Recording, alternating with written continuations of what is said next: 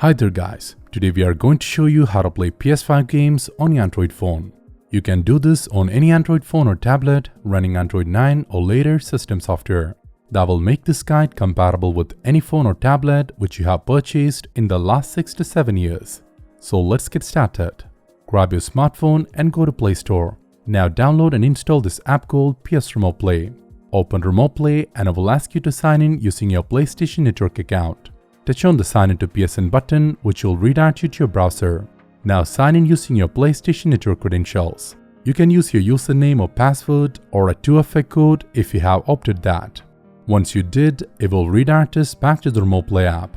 Now we'll ask you for your permission to collect device data. If you are concerned about granting full access, you can go to Modify Settings and choose Limited Access. Once you have made your choice, tap Confirm and Continue.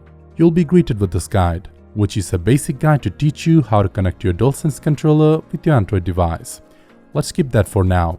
Don't worry, I'll walk you through the entire procedure later in the video. Now I'll ask you to choose a console. If you don't know already, Remote Play is compatible with PS4. For our purpose, you should choose PS5. But before that, there is some interesting settings that you should be changing. Tap on the gear icon and you'll be presented with these settings.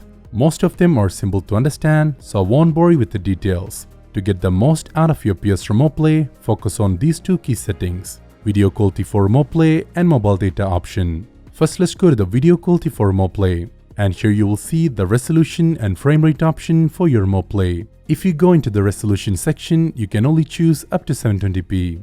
But don't worry, it is for the base PS4. For PS5, you can set the streaming resolution to a higher one, and I will show you how in just a minute.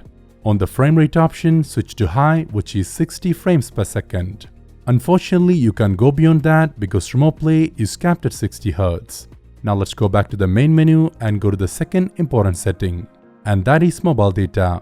Get inside and enable the first option if you want complete portability. By enabling this option, you can use Remote Play anywhere with a mobile data connection. Keep in mind that standard data charges may apply, so make sure you have an appropriate data plan. Otherwise, you'll be limited to Wi-Fi. Don't get me wrong, a strong and stable Wi-Fi connection is the best way to enjoy Remote Play. Which will bring up the question, how much bandwidth do you need to run things smoothly? Well, we are looking at 1080p resolution at 60 frames per second. At this highest available setting would cost our stream 6.8 GB per hour of data, which can be managed with a 15 Mbps connection. If you have anything about that, you're good to go. For some reason your internet speed is anything below these requirements, I suggest you forget Remote Play and just play on your console in all its glory. Now the most important setting, the video quality for streaming. Open it and here you can see it is set to standard quality 2.5 GB per hour by default. It might be 540p, 720p at 30 or 60 FPS. Hard to tell without knowing the exact bitrate of the stream.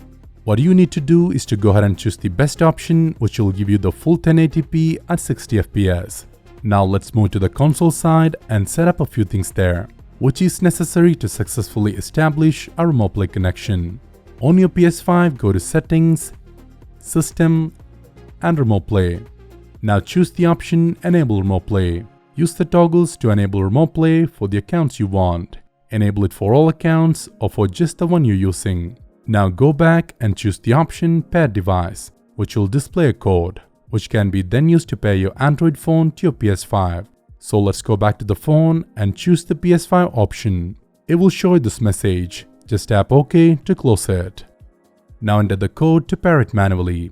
As I showed you earlier, just use the one that displayed on your PS5. This is a one-time effort. Once your phone is paired and configured correctly, you won't need to deal with it again. And here we go, we have done it. As you can see, the experience is quite seamless. But to be honest, there is a slight input lag. Don't get me wrong, it's very playable, you might not even notice it. Now to enhance your Remote Play experience, let me show you how to connect your DualSense controller to your phone via Bluetooth. Take your controller and press and hold PS button plus share button together for a few seconds. Keep doing that until you see the lights blinking rapidly. Once the DualSense starts blinking like this, it has entered the Bluetooth pairing mode. Now go to your phone and open Bluetooth settings. You should see the DualSense wireless controller listed under Available Devices. Tap on it and select Pair. That's it, you can now use the controller natively with PS Remote Play to play your favorite PS5 games. Since the controller is paired with your phone, pressing the PS button will automatically connect it with your phone. With the controller connected, you can now play your PS5 games on your phone the way they are meant to be played. Use it however you like, get creative. That said, I have found an even better way to use this setup, one that turns it into a fully portable experience, especially if you are using a smartphone like me. Pick up a PS5 controller phone holder like this one. Clip the controller on one end and slide the smartphone into the other. Adjust the phone to a comfortable viewing angle and lock it in place using the dial. Once everything is set up, you have got yourself a true portable gaming setup. Now you can enjoy your console games wherever you go. Just make sure your PlayStation is set to rest mode, as this is required to start or more play session when you are away from your console. That's all for today. Thank you so much for watching. If you enjoyed the content, leave a like, subscribe and share. This is your host Amal Rafiq. See you soon with another one.